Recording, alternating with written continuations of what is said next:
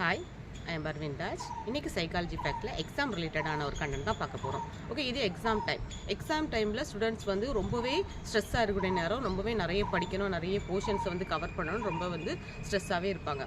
அதில் வந்து exam time பண்ணக்கூடிய ஸ்டூடெண்ட்ஸ் பண்ணக்கூடிய ஒரு எரர் என்னென்னு பார்த்தீங்கன்னா லாஸ்ட் மினிட் ஸ்டடிங்கிறப்போ எக்ஸாமுக்கு ஒன் டே முன்னாடி படிக்கிறத நான் சொல்லலை, எக்ஸாம் அன்னைக்கு காலையில், அதாவது எக்ஸாம் ஹாலுக்கு உள்ளே போகிறதுக்கு முன்னாடி படிக்கக்கூடிய ஸ்டடி. இது வந்து கரெக்டாக தப்பா அப்படிங்கிறது பார்த்தீங்கன்னா இது வந்து தப்புன்னு தான் சொல்லலாம். இது சைக்காலஜிக்கல் ஒரு ஸ்டடியில் பார்த்தது என்னென்னா, எக்ஸாமுக்கு காலையில், அதாவது எக்ஸாம் போகிற அந்த ஹாலுக்குள்ளே என்ட்ராவதுக்கு முன்னாடி படிக்கிறதுனால என்னென்ன ப்ராப்ளம்ஸ் வருது, நிறைய ப்ராப்ளம்ஸ் வருது. என்னென்னு பார்த்தீங்கன்னா, இப்போ எக்ஸாமுக்கு ஒன் டே முன்னாடியோ அல்லது ஒன் வீக் பிஃபோரோ ஸ்டூடெண்ட்ஸ் வந்து நல்லாவே படிச்சிருப்பாங்க. படித்து ஃபுல் போர்ஷன்ஸும் தரவு பண்ணியிருந்தாலுமே அவங்களுக்குள்ள என்ன ஒரு ஃபீல் இருக்குன்னா, படிக்காதே போலேயே ஒரு ஃபீல் இருக்கும். அந்த ஃபீல் இருக்கும்போது என்னென்னா, எக்ஸாம் லாஸ்ட் மினிட் அந்த ஹாலுக்குள்ளே போகும்போது என்ன செய்வாங்கன்னா படிச்சுக்கிட்டே இருக்கும்போது அவங்களுக்கு என்ன தாட்டுனா, நம்மளுக்கு வந்து ஈஸியாக வந்து என்ன பண்ணலாம், ஞாபகம் வச்சுக்கிடலாம் அப்படின்னு சொல்லிட்டு கொஞ்சம் இம்பார்ட்டன்ட் பாயிண்ட்ஸ்லாம் என்ன பண்ணியிருப்பாங்கன்னா பார்த்துட்டே இருப்பாங்க. ஆனால் அப்படி பண்ணாதீங்க. இனிமேல் எக்ஸாமுக்கு ஒரு 2 hours பிஃபோராக என்ன பண்ணிடுறோன்னா புக்கெல்லாம் க்ளோஸ் பண்ணிடுறோம். மைண்டை வந்து என்ன பண்ணிங்கன்னா ஃப்ரீயாக வச்சுக்கிட்டு நீங்கள் எக்ஸாம் ஹாலுக்குள்ளே போனீங்கனாலே என்ன பண்ணிடலாம், ஈஸியாக வந்து என்ன பண்ணலாம், ஒன்றுமே தெரியாதே போல தான் இருக்கும். ஆனால் கொஸ்டின் பேப்பரை பார்த்தோன்னா ஆட்டோமேட்டிக்காக நம்மளுக்கு பிரெயினில் இருந்து ரீட்ரைவ் ஆகி வந்துக்கிட்டே இருக்கும். நம்ம மெமரி பார்த்தீங்கன்னா, மெமரியில் வந்து 2 யூனிட் உண்டு பார்த்தீங்கன்னா, short term memory, long term memory. இந்த short term memory, long term memory என்னென்னு பார்த்தீங்கன்னா, லாங் டேர்ம் மெமரினா நம்ம மெமரியில் நம்ம என்னெல்லாம் படித்து வச்சுருக்கோமோ அதை வந்து பெர்மனெண்ட்டாக அப்படி ஸ்டோர் பண்ணி வச்சுக்கும். அதே டைம் இந்த ஷார்ட் டேர்ம் மெமரி பார்த்தீங்கன்னா ஒரு பெர்மனெண்ட் கிடையாது, இது ஒரு டெம்பரரி.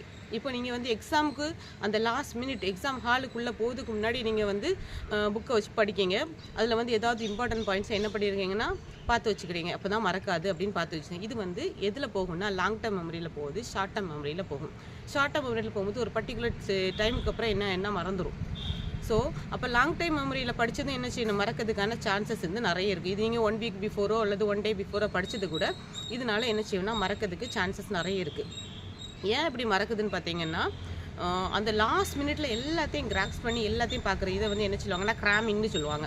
லாஸ்ட் மினிட்ல ஒரு ஃபுல் புக்கை என்ன பண்ணுது, கோ த்ரூ பண்ணுறது. இப்படி பண்ணதுனால என்ன ஆகுதுன்னா ஸ்ட்ரெஸ் லெவல் ஜாஸ்தி ஆகுது. நம்ம ஸ்ட்ரெஸ் ஹார்மோன் என்னது, கார்டிசோல் சொல்லுவோம், அந்த ஸ்ட்ரெஸ் ஹார்மோன் வந்து ஜாஸ்தி ஆகுது. அதாவது லாஸ்ட் மினிட் எக்ஸாமுக்கு ஒரு 5 minutes டைம் இருக்குது. இந்த 5 minutesல அவ்வளோத்தையும் பார்க்கும்போது என்ன செய்யும், எல்லாத்தையுமே பிரெயினில் போகும்போது பிரெயின் வந்து என்ன செய்யுதுன்னா ஒரு கன்ஃபியூஸ் ஆகுது, ஒரு ஸ்டர்ன் ஆகுது. அதுக்கப்புறம் பார்த்தீங்கன்னா இப்படி ஆகிறதுனால என்ன ஆகுதுன்னா, நம்ம ஆல்ரெடி படித்ததும் என்ன செய்யணும்னா மறக்கிறோம். ஸோ அதனால தான் என்ன சொல்கிறோம்னா, எக்ஸாமுக்கு ஒரு 2 hours முன்னாடி என்ன பண்ணணும்னா, நம்ம என்ன படித்தோமோ அதை வந்து என்ன பண்ணணும்னா நம்ம மைண்டுக்குள்ளேயே ரீகால் பண்ணிட்டு இருக்கணுமே தவிர புக்கை ஓப்பன் பண்ணக்கூடாது. புக்கை ஓப்பன் பண்ணாமலே இருந்துக்கிடலாம். அதாவது இந்த பாயிண்ட் எனக்கு மறந்து போச்சே, புக்கை எடுத்து பார்ப்போமேனா அந்த ஒரு பாயிண்ட் மட்டும்தான் நம்மளுக்கு மைண்டில் நிற்கும்.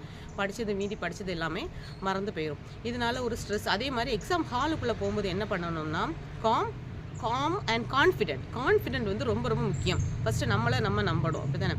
ஸோ அதனால் காமாக இருந்துட்டு, ஏன்னா நிறைய எக்ஸாம்ஸ் நம்ம பார்த்துருப்போம். இது வந்து எக்ஸாம் வந்து புதுசு கிடையாது, எவ்வளோ எக்ஸாம்ஸ் பார்த்துருப்போம்.